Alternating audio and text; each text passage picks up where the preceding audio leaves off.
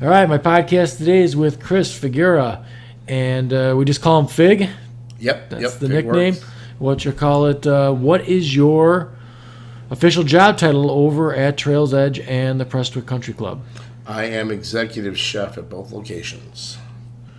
I want to get into how you get into the career that you have, because I think any career that there is that they make a movie out of has got to be like something that's sought after. There's got to be the sky's the limit for what someone like you could do. You could be all the way to Gordon Ramsay, right? Oh, it depends on. There's all different kind of facets of food too.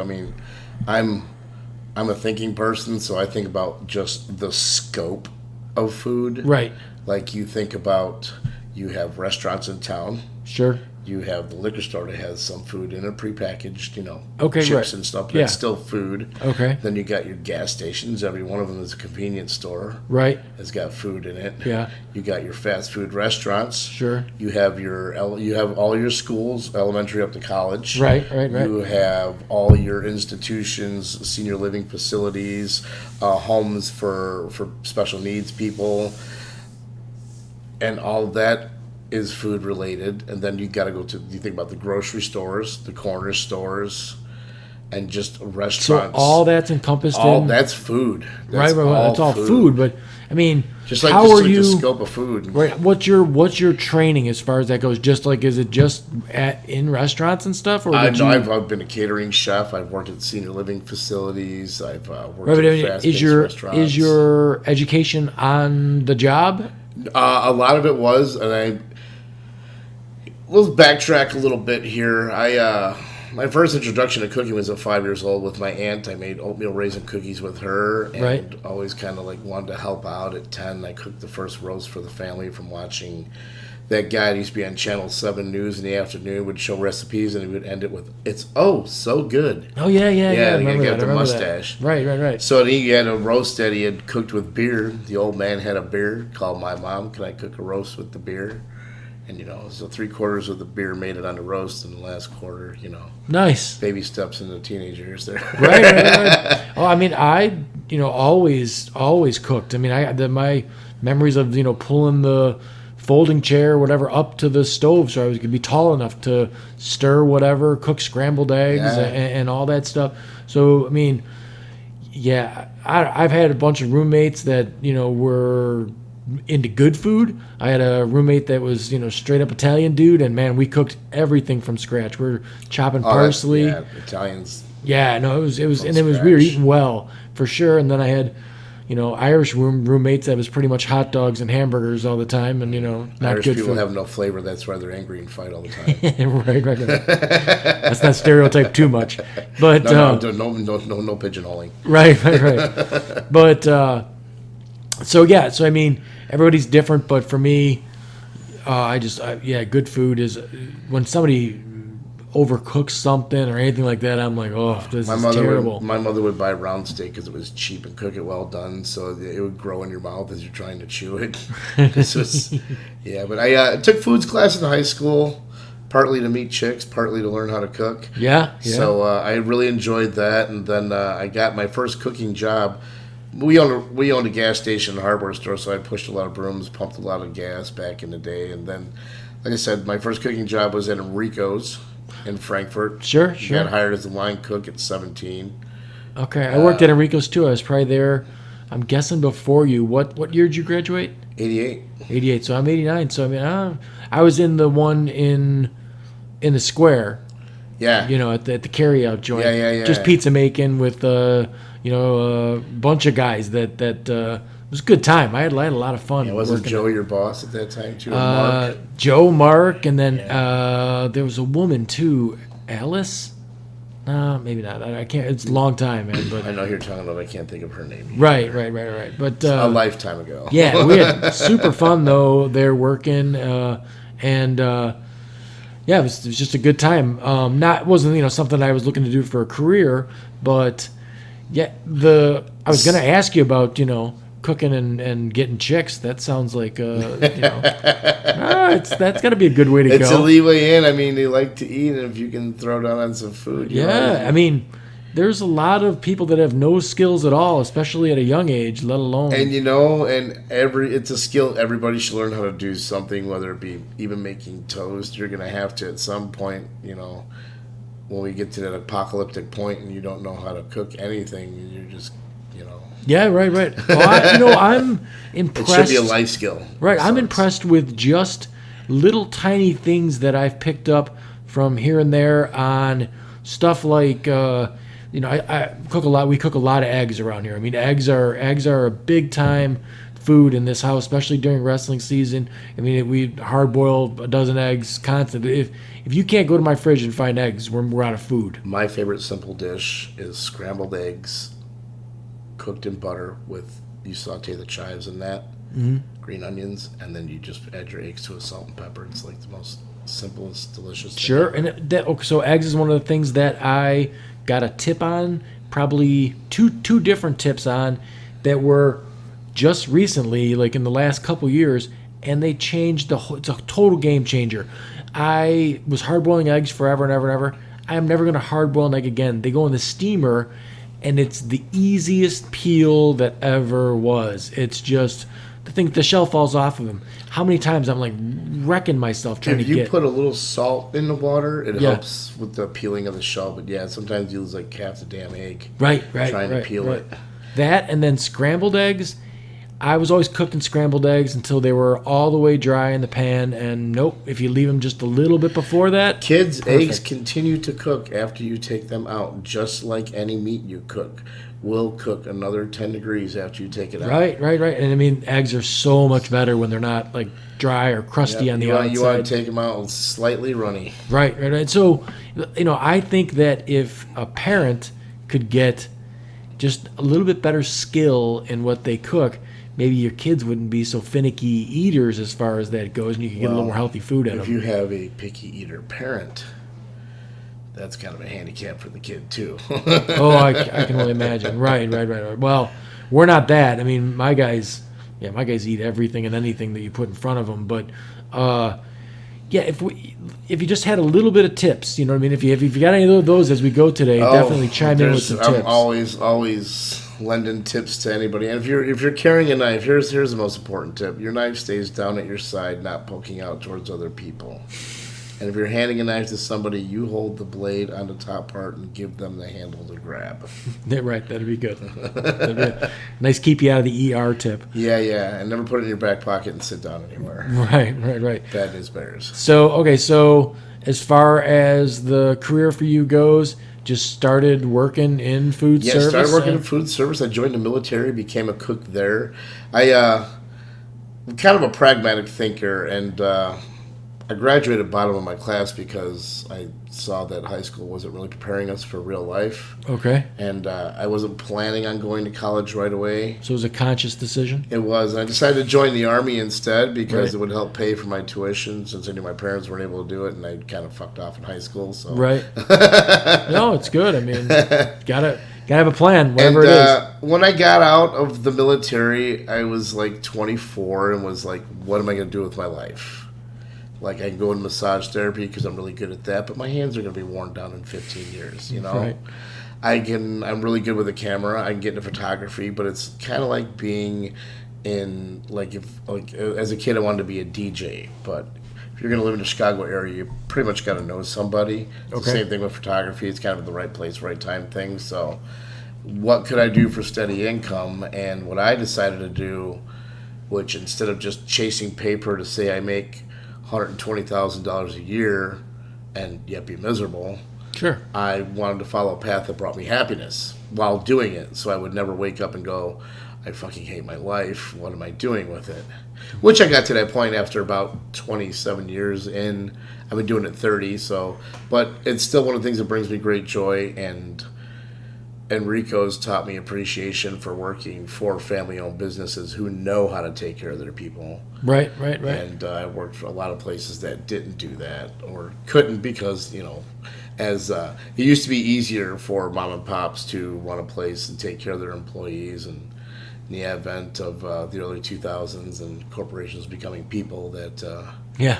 it's right. kind of harder for them to keep up with that, and the rising costs for them for health care and workers' comp and their business licenses and liquor licenses if they have a bar and stuff. So it adds up. 70% of the population at one point in time works in food service Wow. wow. throughout their life. 70%. So Now that's a job that seems like I mean the big cliff that it seems like we're going to go off as far as the jobs in this country is automation. So I'm sure some food service or food preparation is going to be automated at some point where you're just going to say it's going to come out of a kind of machine. getting there. I mean, you got the induction cooking and infrared cooking, and you got the whole sous vide process now. Right. That basically just cooks in the cryovac, which Right, and automation is people don't understand. Like when someone says automation, you think like big robot arms building a car. That's not necessarily it. No. When we were roofing, once you added the roofing gun to the job, that's automation, and you take out 2 employees. 3 guys can do what 5 guys could do in less time. yeah, nail guns like a godsend for a roofer. Yeah, no, for sure. I mean, when I first started roofing, it was the pouch and the hammer, and we went. We got the same kind of. It's every trade has its tools that make it necessary to do the job properly. Right, they raise production though, and then you don't need as many They people. have what we call an immersion blender, where instead of straining, like if you make a soup, instead of straining out the mirepoix, which is the holy trinity of cooking, is carrots, onions, and celery, Yeah. which in French is mirepoix. Okay. And you would strain that out, and then you'd have to blend it down and put it back in if you wanted to re-add it to your soup and have like a creamy consistency, not the chunks. And now you just take this immersion blender, which looks like a handheld drill base, and it's got a long neck with a blender attachment on it. Blends everything right up. Yeah, right. I mean, is anyone peeling potatoes anymore, or is that just something that gets done on its own?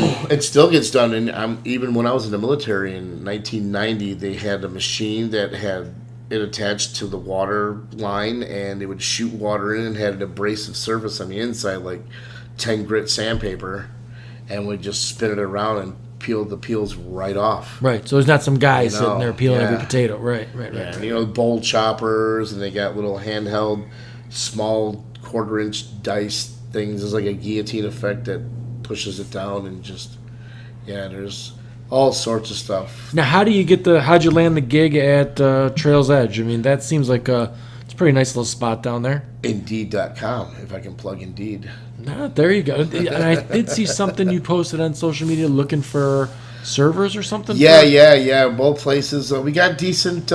There's a. If you're from Frankfurt, you understand that there's a perceived kind of way to be in Naperville South, as I like to call it. Right. Yeah, Frankfurt's So, nice. people have a lot. What retail and restaurants is where people go and have complete control of the money they spend. Everywhere else, it's because they have to. Right. Gas, utilities, kids' expenditure, Sure. bills in general. So I like a night. people have perceived ideas when they go out as to what their experience is going to be. Right. So, and The last time we saw you, we started at Fat Rosie's. I think we were there for 4 hours, and then we were probably in Trail's Edge for another 3 after that. it almost closed out the night. Right. And we were there for a while, so nice time out. for sure. I was actually out of work at that point in time. I was working at a senior living facility, which was very rewarding for a time because it was very close to home and paid decently for being close to home. But also the fact that I was home by 7 o'clock every night, which if I wanted to go out and have a social life, I can do that without having, getting out of work at 10 to midnight, and the only people I can hang around are other restaurant people or people that had nightlife because all my other friends that worked in trades and were teachers and stuff, they're in bed. So Now, from where you're at now, so we're older guys now. How would you have done it differently? So if somebody was, because with my I got 17-year-old boys, and I'm always trying to give to them any mistakes that I made along the line. So if you were looking at some guy at 17 years old, it's like, yeah, I like cooking, I think the other thing about that is, if you like women, then you're around, the restaurant business, there's a lot of women involved in that. So and then there's the people who come there to get food and everything else. So you can have a social life that's built sort of around that situation too. It becomes like a family. Right. It's if you've seen the movie Waiting, excuse me, it's pretty on point. Right. Okay. As far as restaurants, you have to love the business because it's if you're trying to get out. I think to answer your question, if I were to do anything differently in hindsight, when I did go to college finally, I should have taken the time and energy and learned a side trade just to fall back on, just something to fall back on, because you will get burnout in food industry. It is essentially a young man's business, especially in high volume places, because it's non-stop. Right. I mean, would you have taken any different school path or anything like that to get to where you're at? I mean, is there? I don't know what's involved in that. If you want to be, say you want to set your sights for as high as you can set them in the industry you're in. I mean, the job training is some of the best free education you could ever get. For sure. Especially if you got really good chefs or like solid, it's not even a stereotype. Mexicans kick ass. They're badasses. They do exactly what you tell them to do, exactly how it's supposed to be done. There's never any I imagine it's the same as you get some of these kids out of culinary school and they've been inflated egos of you're going to run a kitchen with just 2 years of experience, but yet you don't know what the hell you're doing because you've never worked in a fast-paced environment because you're just done school cooking. Right. And it's still got the kitchen environment for that's got to be similar to a construction site because same amount of Spanish, same amount of swearing. Yeah, exactly. But it's the difference with that trade and my trade is you have what you have to do all day and you have 8 hours to do it. In a restaurant, you have, I wouldn't say static time because you're always busy doing stuff, but there comes a time when you're just kind of waiting for the rush, which is when everybody that's conditioned to eat at the conditioned hours comes in at the conditioned times. Right. Condition themselves further. That's awesome. This is set up to the standards of the workforce. Right. So you get to a point where you're dead, and then you get to a point where we like to call getting your poop pushed in. Yeah. Because you get this little box with all the ticket orders coming out, and it hits the floor, and it doesn't stop for 3 hours, and you're just churning out food, and you don't even know your own damn name, and then after about 3 or 4 hours, you can finally breathe again, and then you got to restock your line and clean up and get ready to close and do it all over again. Right. Yeah, well, that's every job. Yeah, sure. Exactly.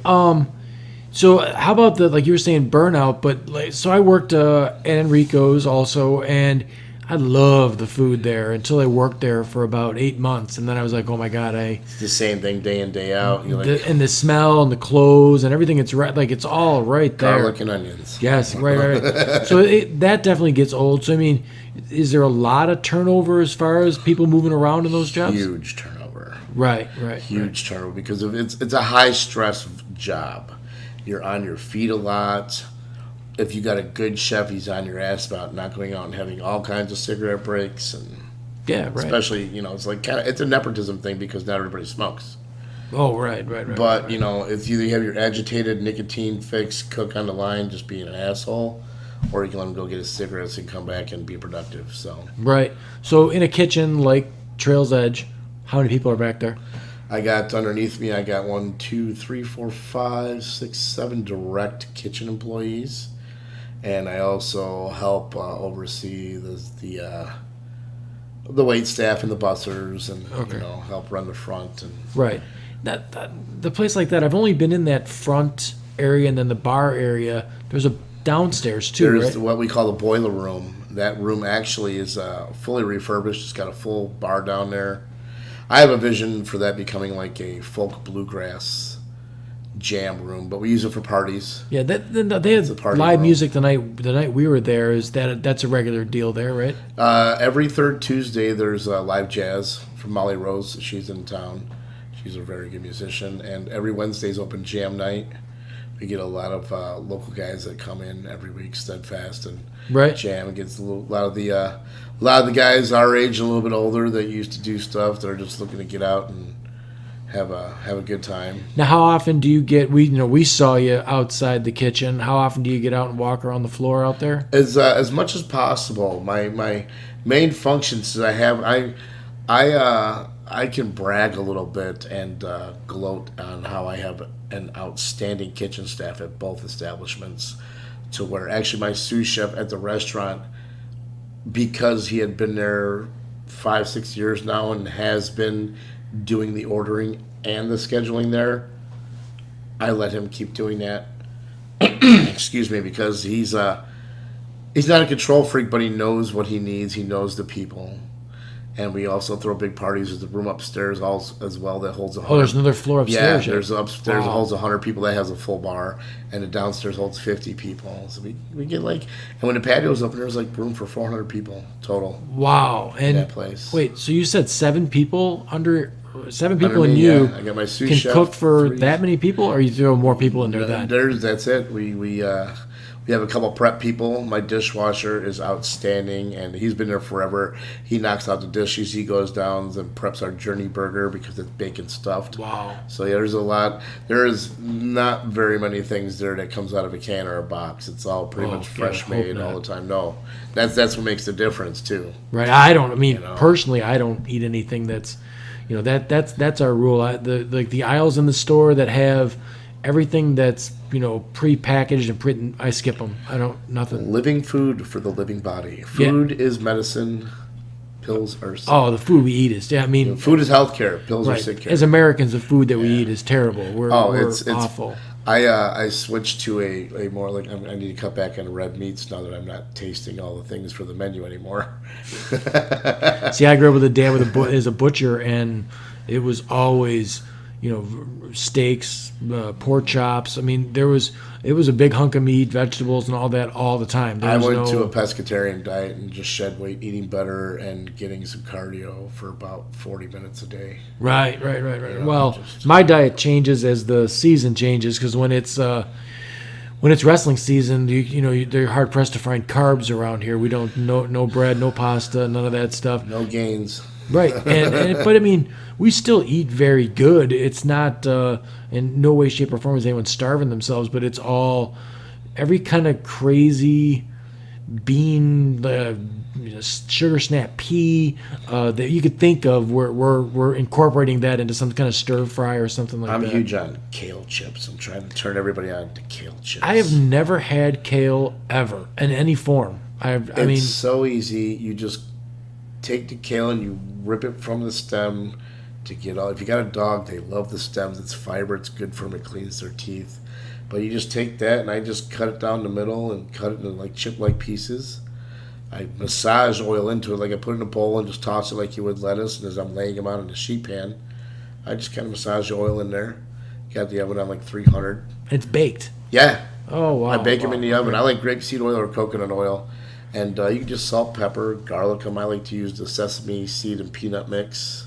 For anybody with peanut allergies, you don't have to. And I have Parmesan cheese that I sprinkle on it. To me, it's better than French fries. And it's kale. Oh, well, the greener, the better. Kale's like a superfood. It's one of the best things for you. Sure, yeah. Just so you know, there's potatoes are not a vegetable that considered a vegetable in your meal. That's no. And carrots. If you're a diabetic and you're feeling weird after eating carrots have a lot of sugar in them. They basically turn into carbs. Carrots is not a good vegetable. The greener, the better. Yeah, sure. Greener, the better. Even beets have a lot of sugar. A lot of root vegetables carry a lot of sugar in them. So if you're Makes diabetic, sense. that's the one thing I liked about working. I like the fact that I'm a very well-rounded cook. I can be put in any kind of environment, and you show me what you need me to do, and I can get it done. See, for me, I eat healthy at home. The health care I had to because of kidney issues and diabetics. Nobody dies on my watch on my food. So Right. I eat healthy at home, but as soon as I'm out, I'm craving some deep fried shrimp or something that's just terrible. The worse it is for me, the better. Because I'm not gonna. I don't go out more than it's probably once a week, once every other week. I'm gonna head out to lunch or Fat Rosie's on Wednesday here with some buddies and stuff. But if it's bad for me, I'm all about it. My bi-monthly guilty pleasure is I love quarter pounders with cheese. Oh, yeah. No pickle. I like I like McDonald's, but That's all I try yeah. and stay. I can't remember the last time I had McDonald's. That's all I get from there, and sometimes I get the fries, sometimes I don't. But that and the only other thing I get from McDonald's is the sausage and egg McGriddle. There you And go. I'll change everybody's life. If you don't know, you can substitute the round egg from the Egg McMuffin on that, and it's a game changer. Wait. You can change what? You can. It comes with the folded scrambled egg, but that's Okay. it's not real food in my opinion because it makes me like not. I don't enjoy it. But the round egg that's on the Egg McMuffin is a fresh cracked cooked egg. Oh, and And they'll put that on there. Yeah, I got and it. it's Okay, a game okay. changer. Well, that thing's like that. That McGriddle's like 2,000 calories all by itself. But that's about all I eat till like 7, 8 o'clock Right. at night. I'll grab that in the morning on my way either to the club or the restaurant because I'm Sure. not going to eat until way later usually. Right. Well, as far as the I lost my train of thought there. We were talking about. Yeah. Now, food. Yeah, pretty much food. If everyone's out, like when we saw you the night that we were out there and stuff like that, like you like it if someone's like, hey man, you know what, like says hey to you when you're walking the floor, right? That's the whole point. Yeah, they when they hired me there, excuse me, they they wanted somebody to go out and engage the people because the general manager he's usually busy general managing, solving problems, taking orders, or also engaging. I was going to say clients, but we could say Customers, yeah, for lack of a better word. patrons, I guess. Yeah, they like the fact that somebody go out there and that's something I was instructed to do when I actually left Enrico's in '99 and started working at a senior living facility in Munster, Indiana. This place was it was really nice. Like their main dining room looked like something from the friggin' Titanic. It's a bunch of affluent Northwest Indiana's. There's a large Jewish community in Munster, so there's a good amount of money there. Not just because they're Jews, but there was the most that were there, and of course, Right. they're good with money. Yeah, right. So who's the anybody famous ever stop in or anything like that? Dennis DeYoung used to come into Enrico's all the time. Yeah, and, right. When I worked at Murray Catering in University Park, we had a contract with Governor Estate, so we did the green room for like any artist that booked with us and came through. We made a plate of fruit and peanut butter and jelly sandwiches for Penn and Teller when they were playing there. Made stuff for Crosby and Nash when they played there. Just a lot of stuff. Yeah. A lot of stuff like that. Do you know who ate the peanut butter and jelly? Was it Penn or Teller? It was for anybody that was in the green room mostly. Oh yeah. Yeah, like if you go into a green room at a show, sometimes it's for the artist, sometimes it's for like the meet and greets that are there, and sometimes the sound and lighting guys go back there and grab stuff too. Right. Or the production people. Makes it interesting, right? Something Yeah, different. and it's I've also worked in these. I worked at Shoe Fest for a couple of years as a volunteer. Yeah, what is that? What's Shoe Fest? It is an amazing time. It is a music festival. It's mostly bluegrass and Americana rock. It's at Camp Shawanasi in Manteno. Oh, really? Yeah, it's pretty much directly west of here. If you take Okay. if you take not the Selm Road, but Manteno Road directly west, and you hang a left onto Selm. Yeah, I've seen you post about that before. And I never knew. It's what a really that good was. time. It's one of those little hidden gems that I was telling you about earlier. That's Right. down in Kankakee County here. It's a 4-H campground, and if it wasn't for Shoe Fest 8 years ago, that a local had they had their first festival at a place out in Earlville, which was out by Yorkville, and they changed ownership and they didn't want to work with the people there, so they're trying to figure out where to have it. And actually, a friend of mine had got in contact with the band and showed them this 4-H campground. And after the first one there, it became a thing. And if it wasn't for Shoe Fest, that campground was going to be closed because of funding. Huh. They were going to cut, that was going to be part of the cut, and it was going to suffer. Right. But Right. Shoe Fest helped save that. And the very first Shoe Fest they had there, the campground was so excited as to being saved, they totally forgot about the wedding they had booked there for the same weekend. So there was like, they stopped the festival for the wedding, and then after that, people started incorporating their weddings with the festival. Okay. So yeah, it started by the band Old Shoe. Really bunch of good guys out of the city. Huh. Yeah. What when you're doing stuff with the Trails Edge and the Prestwick Country Club, how much? So is there a different? The Prestwick Country Club I know nothing about either. Is there a totally different food vibe? Yes. Okay. Yes. So what's the two differences? Trails Edge is it's a restaurant, so we're more about volume. It's more about turning the tables, getting to eat, getting to go, to get more people in, to get them to eat, Sure. to go. But it's also a place where you can come and relax too. We have a lot of people that just kind of sit and chill because it's a really chill environment there. Right. You got the beer, you got the good food, so why would you want to leave? Right. Well, whenever we're doing something out with a bunch of people, we kind of scan the room. If there's open tables, then we'll still hang out and drink and stuff like that, get a couple of appetizers, that sort of thing. If it's packed, then that's pretty much why we scooted out of Fat Rosie's. Every table was packed. We're better than a lot of people who get caught up in their own little world, which is fine. But right. People are doing their own thing. They don't look around. Like when it's busy and you're wondering where your food is, look around. It's busy. You're not the only one here. Well, I always think about pretty much the wait staff and stuff like that, where it's constant. Yeah. Right. If we spend too much time at one table, I'm sucking up the tips. That we better leave her some more money, leave him some more money.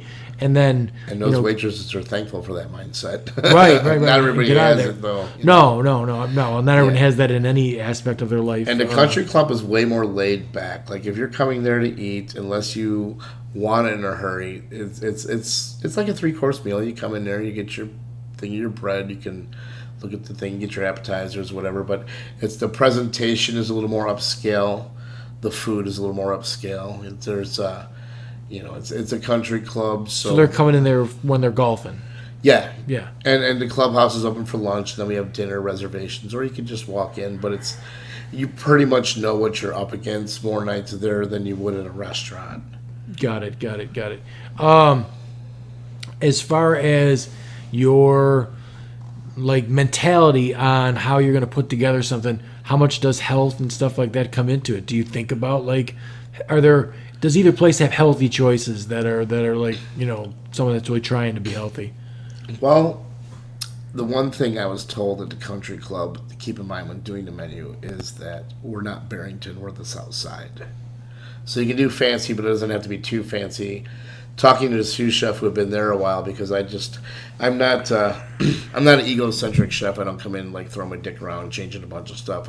Sure. I consider myself the Phil Jackson of chefs. I'm very Zen-like approach. Right. It's already stressful enough without having to add my ego to it and making right. everybody. But my sous chef had told me that just like the last chefs who have been through had all these great ideas, whether they just came out of culinary school or came from Puck's downtown or some shit where they're using all these ingredients where most people can't pronounce them. The last guy, he was really good. He was a sushi chef, but a lot of his stuff was Asian flair, and not everybody knows what ponzu is, or gochujang, I think it's a red pepper paste. It's there's a whole bunch of stuff that, hoisin sauce. They don't know what it is. Yeah, and some people don't. They don't want to get too exotic. No, they go out for sushi. They read the meats they like. Right. And whether they like it sashimi or maki, I love sushi, and if you wash it, I'll eat it. Yeah, I'm the same way. I can eat it right. raw on the rice. I can eat it rolled up. It doesn't matter. No, right. It as long as it's whatever it is. I mean, if someone says it's good, I'm all over it. Give it. And that's almost like a fad thing that's taken off. The sushi stuff. Yeah, it's like I was equating sushi's expansion as opposed to Indian food. Sushi's Motley Crue and curry's Rat. Right. Motley Crue made it big, but everybody knows about rap, and no one likes him as much as Motley Crue. I'm always surprised to see stuff sushi in the grocery store, or sushi in a gas station, and I'm like, dude, really? Yeah, Kroger's got it now. Mariano's has got it, but I mean, they're making it fresh there. If it's being turned over, no. If it's being turned over, I get it. But I talked to a woman the other day, and we were talking about food stuff, and I said something about sushi. There's koi right there. In, Oh yeah, it's they're good. good joint, right? And I'm like, it's good stuff. And she's like, oh, I had sushi one time, and she didn't remember where she got it. And she goes, it was not really good. I'm like, that's not sushi. That's just bad food. So, Well, and here's the problem with food these days is that convenience. Everybody, you can go. You don't have to wait 20 minutes while they cook the fish and roll it up and, Right. and slice it for you and prepare it. You can get it pre-made at the grocery store. So right, no. here's the two things that really get me. Is if you want something fast, that's where you go to. Hi, welcome to. Can I take your order? And you pull up and you pick it up at the window. Sure. And there's also, if that's what you want, that's where you go. And if you're going out to eat, it's for a dining experience. If you want to watch the fucking game, go to B-Dubs.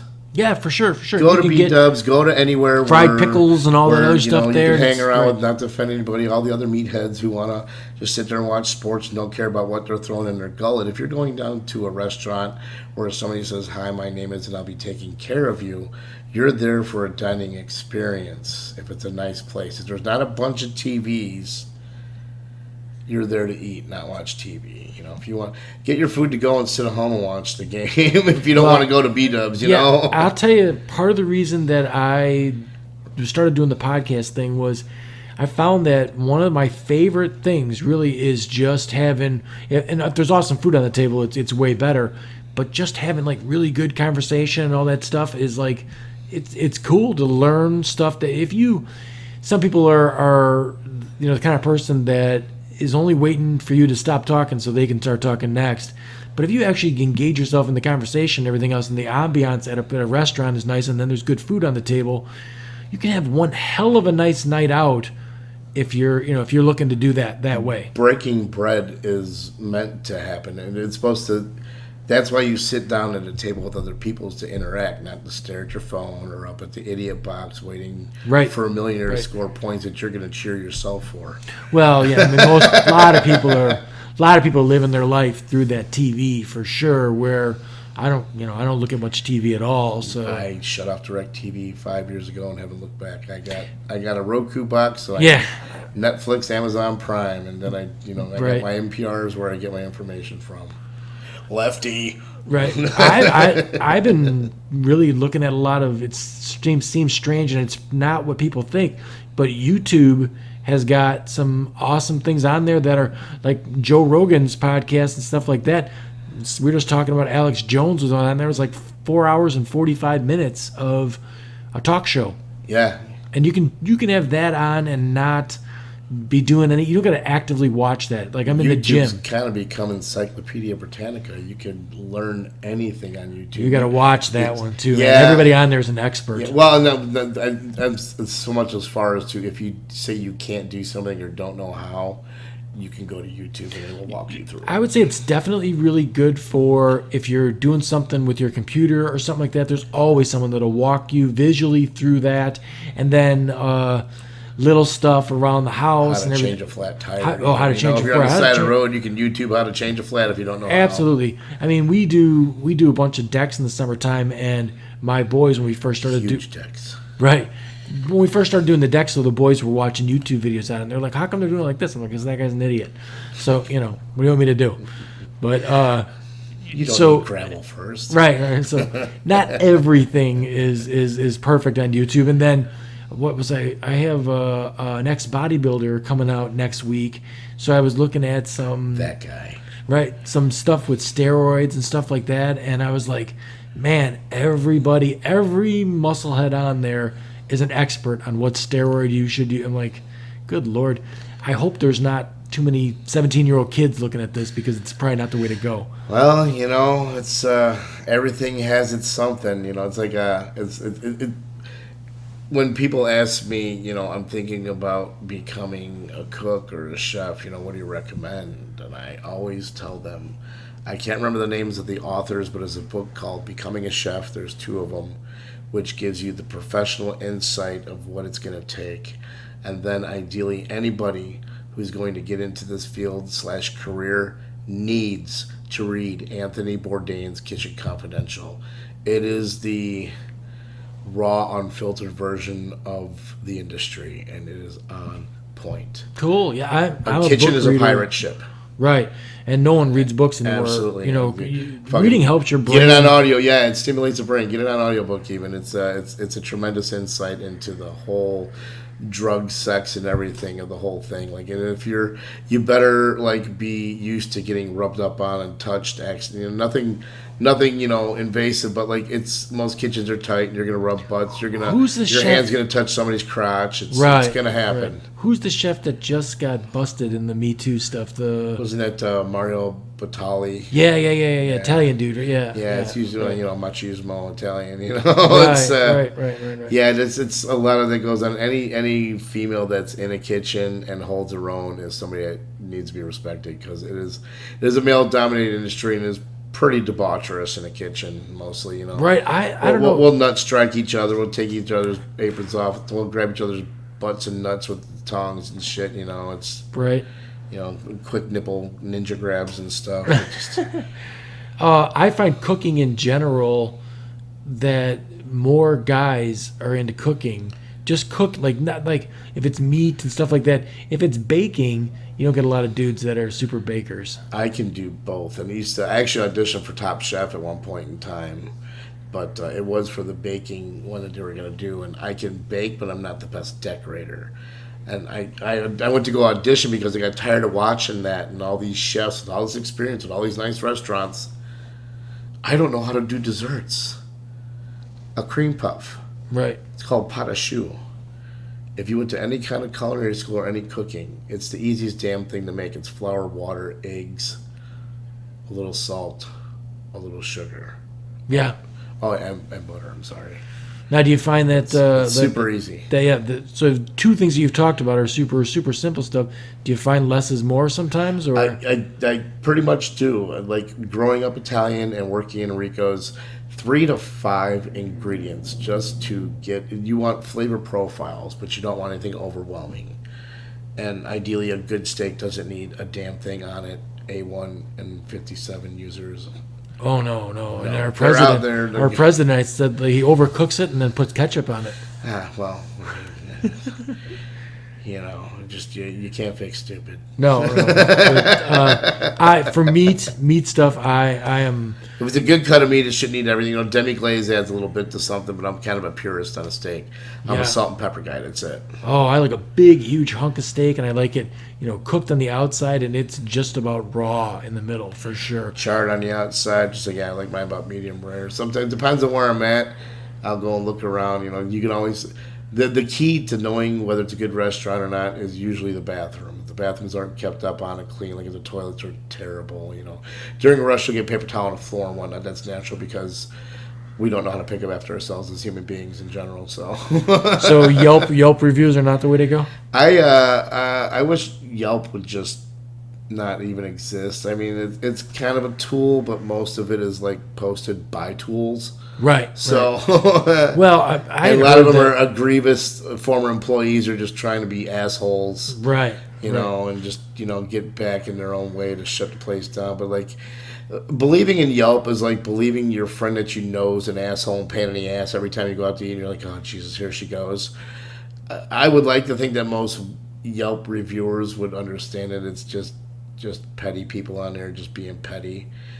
Go out and experience for yourself. And again, if you think it's a bad night, like if you had don't get wrapped up in yourself. Look around. Here's my public service announcement for all restaurant workers. Look around. You're not the only one out to eat. Your waiter or waitress sometimes, because we work short, is got 5 to 7 tables sometimes that they're doing. And if you got a party of 12 and it's a full restaurant, odds are she's got her other tables. And always keep this in mind when you go out to eat. Party of 5, party of 2, party of 20. How fast can you cook for those people in your own home? Right. Can you get all that food out in 20 minutes? Did you prep it ahead of time? Usually we prep a lot of stuff ahead of time because it saves time. Well, most people aren't Because, thinking about any of that shit. if we Most cook people from scratch the way you do at home, you wouldn't get your dinner for another hour and a half. Right.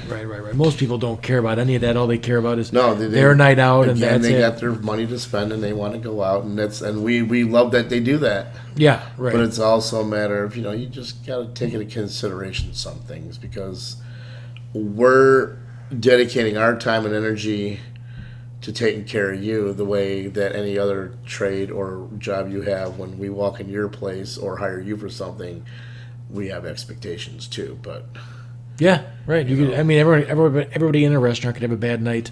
yeah, Create a bad I experience. mean, too. and a lot of times people need to remember everybody's going through some shit every day of some Right, kind. right. When your kid just got in trouble, or maybe the waitress's husband got into a bad accident or something. You never know.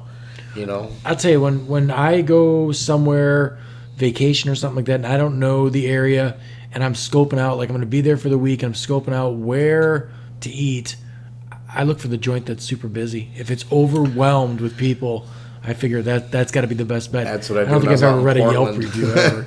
Yeah, There's like 5 or 6 different Asian joints on this one street, and I looked at them on the way out to one place, on the way back, and the place they had a bunch of cars of people going in and out is where I went and got my food. sometimes the best food comes out of the shittiest looking places too. Like, I mean, you want to get It some. was in a good bar- strip mall, and it's like it looks like a crapshoot, but like there's people waiting for food, right? So I was like, it's got to be good. And it was good. Right, you want to get some good barbecue. You look at some of them places in Midlothian and like just some George's ghetto-y kind of joint places. is the But best, yeah, though. Like Senators and Markham is one of those too. I like that Hog Wild over there. That place, they had a remote store up in Mokina now. I know it's in a gas station though. I mean, Yeah. can the food be So the same? Becker's Pizza's in a gas station too, Where's that at? on Harlem, Oh yeah, just north of Sonoras. I was happy that there was a Beggars down in right by Olivet over there. Yeah, There's it's one. right around So the corner from the house. for me, that's fine. Pizza down here is terrible. I'm sorry, but it's bad. That I don't want to name names of bad restaurants, but it's that like the Well, the one that's known down here in Kankakee County comes out of Central Illinois. It's hillbilly pizza. Any pizza that you have to put French dressing or ranch dressing on to make it viable for your taste buds, it's really not good pizza. When I got down here, I was told by someone down here that the best pizza here is out of the Casey's gas station. I'm like, that can't be right. Well, it's a whole different breed down here. Right.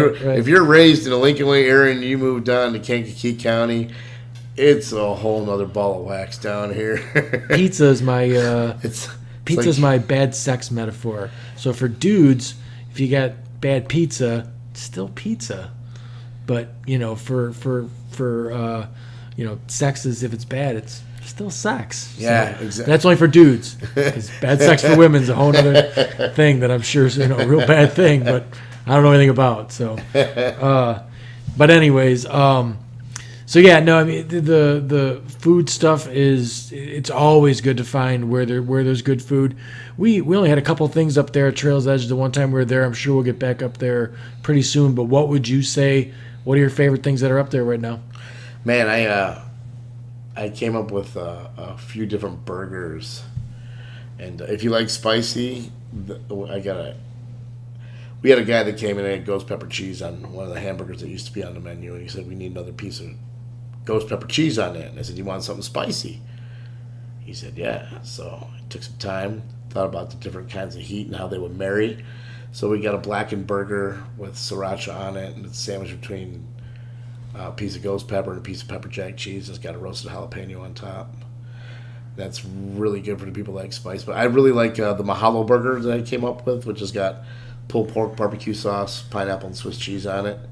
And between the smoky of the pork and the char of the burger and the sweet of the pineapple, the juiciness of that, it's just like, it's amazingly good. It just like all the flavors really marry really, really, really well. And I also like marinate the chicken in Italian seasonings and oil and stuff like that. And then we char grill it and finish in the oven. I like that's got a really good flavor to it too. I don't remember the menu that much from the night we were up there. It was the second place we hit. We were drinking since 1 o'clock in the afternoon. Desserts and stuff too. Yeah. Tons of that. Yeah. We got homemade bread pudding. We got out like a key lime mousse. We serve it in rocks glass. Like Nice. this chocolate truffle bomb, and then we got what the hell else? Oh, the old turtle cheesecake. That's like what got like walnuts or something. Yeah, in there? it's a cheesecake with chocolate and caramel and the nuts on it. I Okay. think it's pecans actually.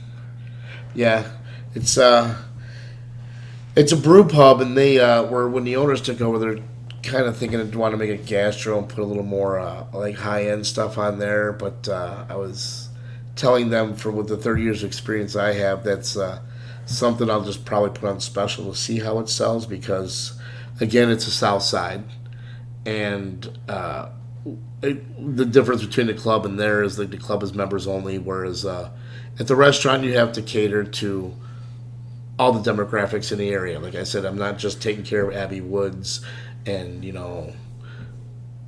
all the nice uppity neighborhoods there. Sure. I'm also taking care of the people from Arbery Hills and Frankfurt Square who come in, who are blue collar workers. And Yeah, stuff you like want to that. get everybody happy exactly. in there So as far as it goes.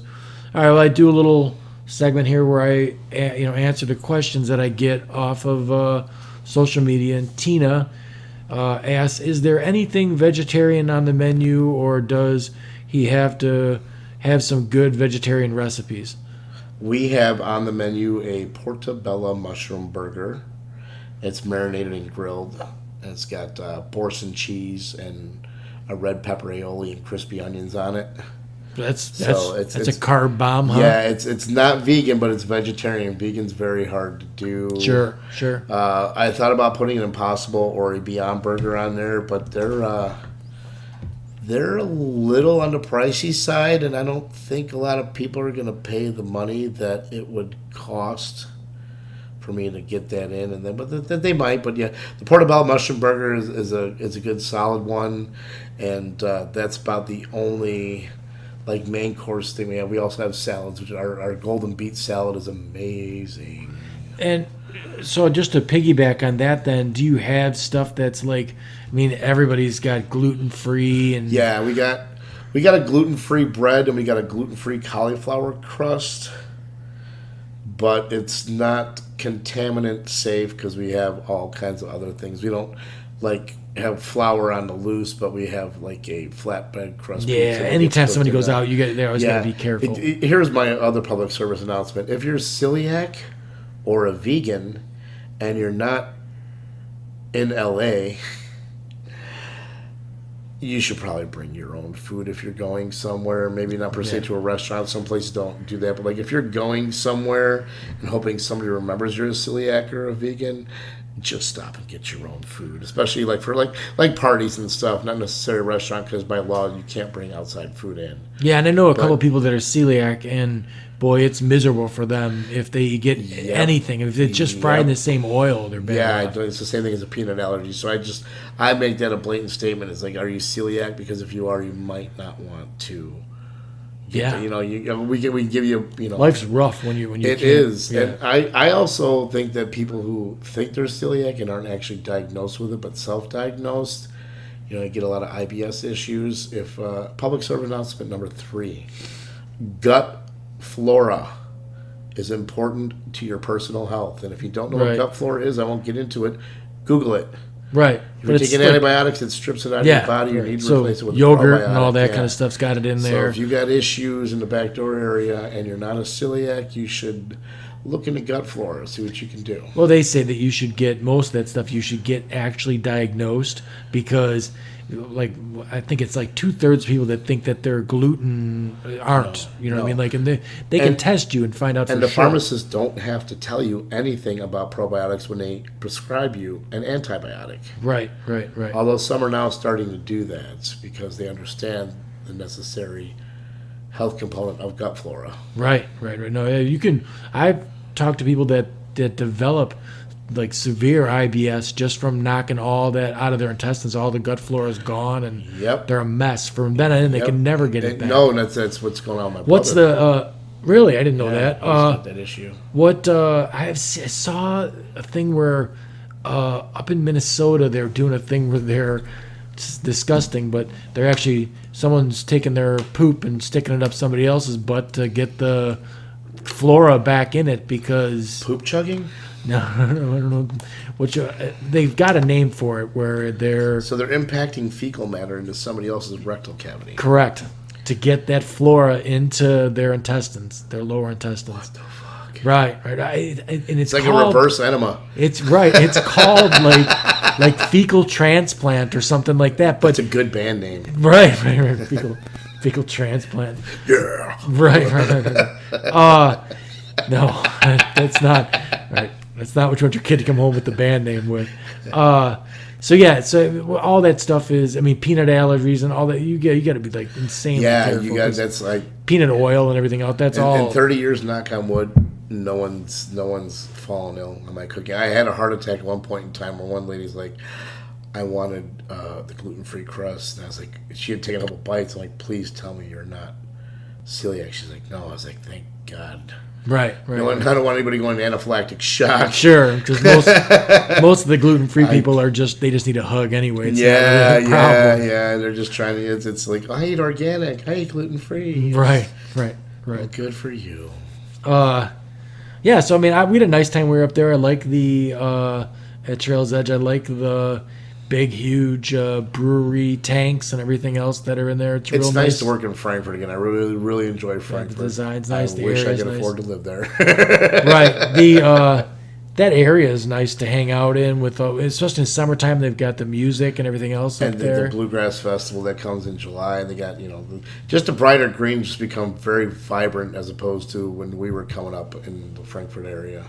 Oh, yeah. It was still kind of dilapidated and nothing was going on there. The the Plank Trail was not even there. No, the Frankfurt area, there was that nice little area in the very downtown area where everyone was, there was some nice stuff going on, but then everything was so small that there was nothing. It was just all the mom and pop shops. And when they bought that trolley barn and transferred it, that's kind of what started it.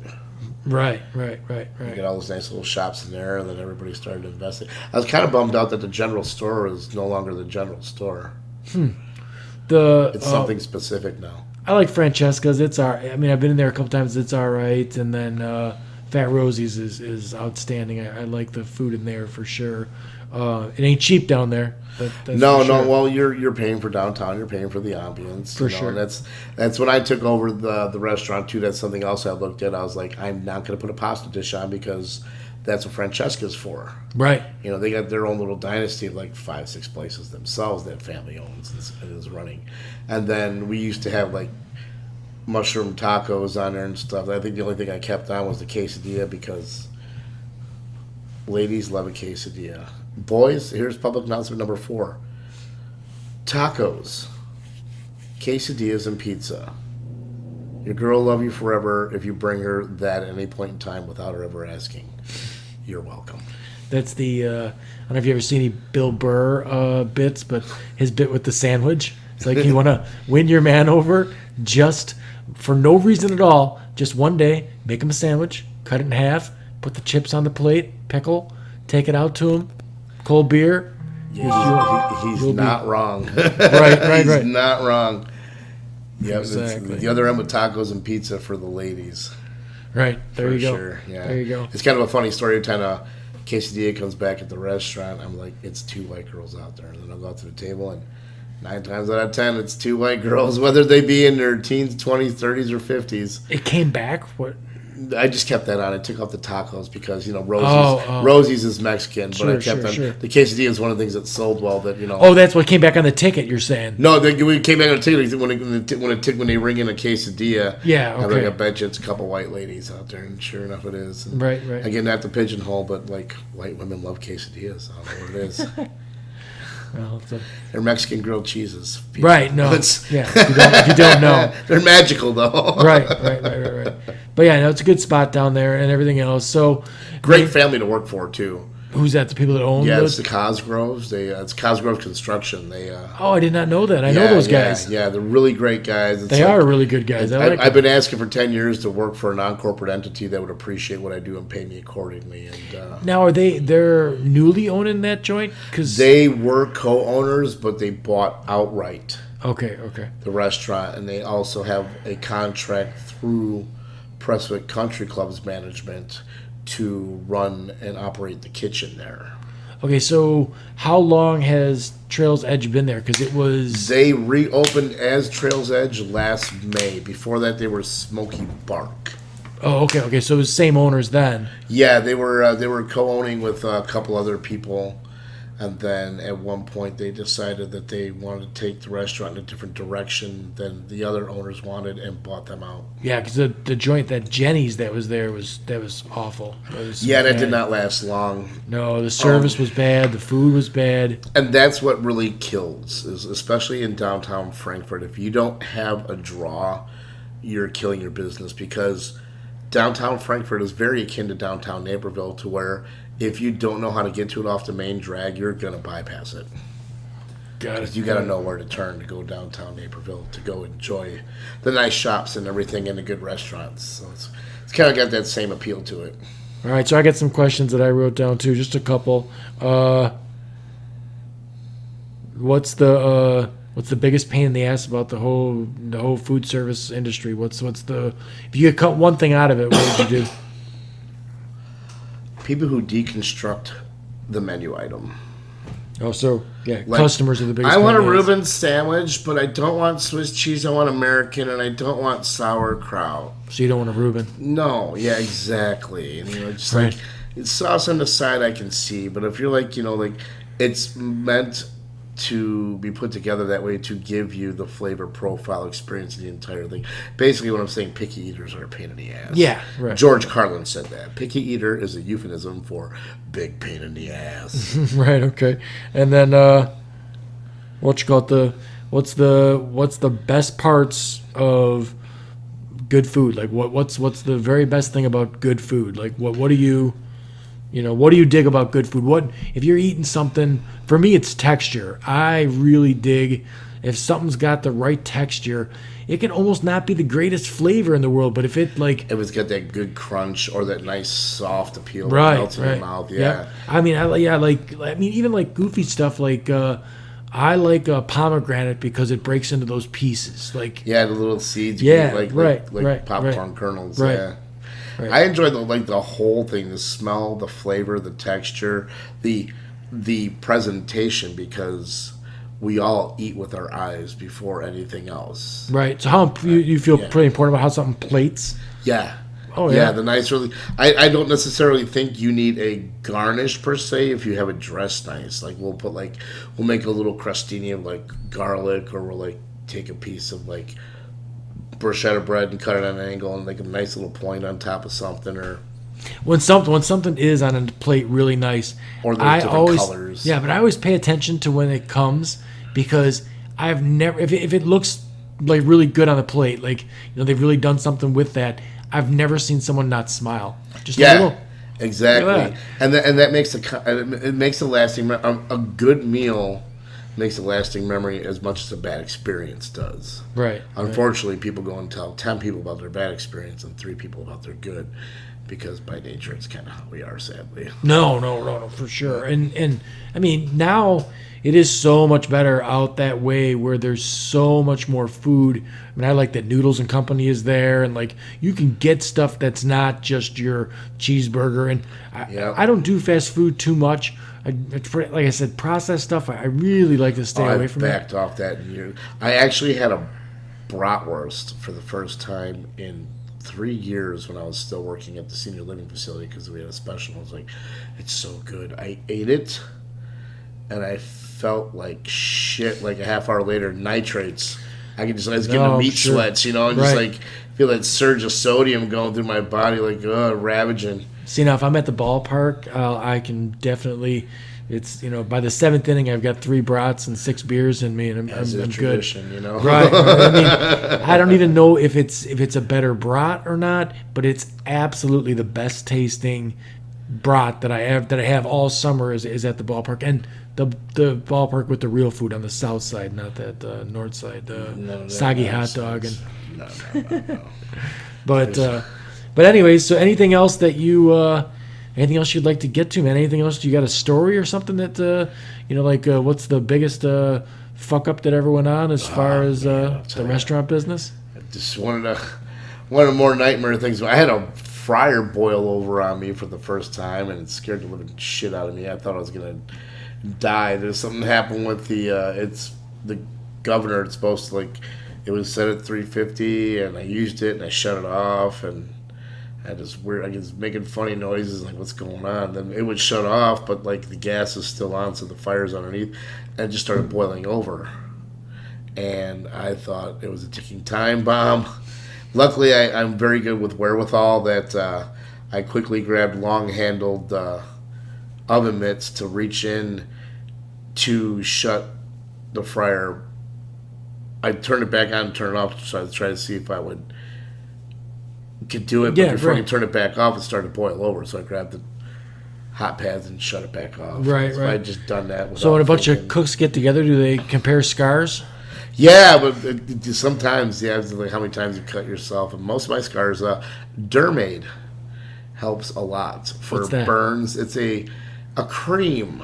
And my mother-in-law would get it from Payless Pharmacy when she was working up there as a bus driver. But it's Dermaid with an E at the end of the aid, and it's from Canada. It looks like Noxzema, but it's like an aloe cream that is perfect for burns. And I've cheesy Pete's. I've flipped so much stuff and gotten grease burns from flipping pans, and you can't see any of the burns that I've had anywhere else, so that really helps. But the other nightmare thing is also involves a deep fryer. When I worked at Ruby Tuesdays, we had to clean those every night. And I was training a new guy, and you have to filter them out and clean them out and then put the oil back in. And they made the design a little bit better to where you know whether the valve is closed or not. But this guy wasn't paying attention, and I told him, but he was probably high. He had to pour the oil back in and started coming out all over the floor, and we're talking a 10-gallon thing of oil, and I just walked away and said, I told you. Went and grabbed him a big old bag of flour and said, here, spread it all around, let it soak, and I'll help you sweep it up. But sure. Deep fryers are my worst nightmare, on top of just the apocalyptic nightmare of the Friday, Saturday night rush of just 16 feet of tickets hitting the floor, and it just won't stop because, again, we're all conditioned to eat at the same time, so we all come out at the same time. That smells like money, though, right? Yeah, in the long run, it's a good thing. We all feel very accomplished afterwards, but it's just very stressful. Sure. And then if a mistake works its way into the fold from a waitress forgetting to put something in or punching in the wrong thing. And technology is a godsend and also a living hell sometimes too, because sometimes it'll get caught in limbo. You thought you archived something on your phone, but now it's gone. It's I was talking about automation. The same thing at the restaurant where we'll take a shit in the middle of putting in an order or something, or and now a lot of solar activity affects all our automation. Really? Yeah, coronal mass ejections. It messes up the electromagnetic and will disturb the radio waves to where your Wi-Fi and everything that's connected to your whole system can jack it up. Right. Well, I mean, part of the going out experience, though, I don't think that's ever going to be a situation where someone's going to come to a kiosk and order all their food that way, and then not at a sit-down restaurant. No. You want somebody. You want that interaction. The human interaction is part of the reason you go there. Right. For sure. You get somebody else to run around for you for a change. Right. Well, good, man. So any other? So give me some sort of basic tip. Like I said, like the eggs thing, where I only cook that until not till they're all the way done. That comes out good. I let the old stuff that I've always done is let a roast sit for 10 minutes after because it's gonna. If you want a medium rare anything, you want to pull it out at 130 degrees and let it set, because it'll get to about 135, 140, which is where you about want your pinkness for most like prime rib or something like that. Salmon, if you do salmon, you don't have to cook the hell out of that either unless you're smoking it. Those ribs you can see in salmon are called myotomes, and if you it usually takes about 10-15 minutes. You just take a fork and slightly pull on that. When it pulls away readily, pretty much on any fish, but especially for salmon, you can pull it out too, because that salmon will continue to cook a little bit. But like your whitefish and stuff, as soon as you don't have to put pressure on it. You just take the fork on and kind of flick it. If the protein on it just separates readily, you're done. Yeah, well, that's overcooking anything. Overcooking anything. fish especially is terrible. It tastes like hay. It's Yeah. like, ugh. Yeah, it's the worst thing. No, It's the worst. for sure. And Shrimp gets like a whole mealy texture on it. Which People is, don't realize the things that you can eat raw. I mean, Yeah, duck. I didn't know you could eat duck. Duck is supposed to be served medium rare to medium, never higher, unless you like shoe leather. Oh yeah. It's goose and duck is meant to be eaten like a steak. Okay, that's good. Good Yeah, tip. so- I mean, people don't realize that you could eat. My grandmother used to make cannibal sandwiches all the time.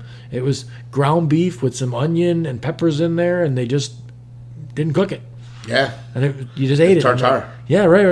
You can eat raw. It's just it's a matter of where you're getting it from. Know where you're getting it from. Yeah, you know? right.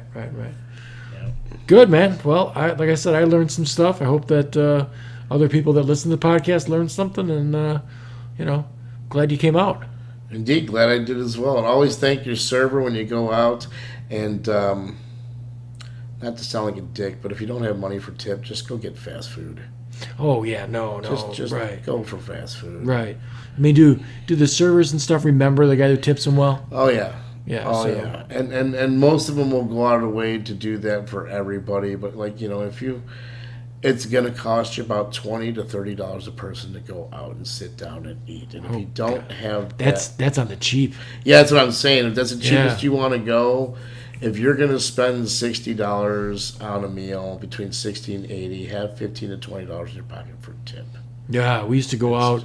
My buddy Phil would take the girlfriends or wives or whatever out and drop $2, $2.25, $2.50 easy on drinks and everything. Oh my gosh! It's not like the strip club where they're going to use the money for cocaine and meth. These people are trying to feed their kids. Yeah, and they don't go make to any money. school. So, yeah, they right. you can By the say, hour. Yeah, Mr. Pink. There's the Mr. Pink people out there, and I get them, but Right? No, I don't get them. Tip your servers and all that tip stuff your for sure. servers. Right. Tip anybody who's doing you a favor, doing something either you don't want to or could do yourself. Yeah, I mean, and listen, if you get bad service, by all means, bitch. But Yeah. tip otherwise. That Yeah. that should be your regular practice. Even if you got tradesmen working for you, buy them some lunch. Nice. All right, man. We'll wrap it up.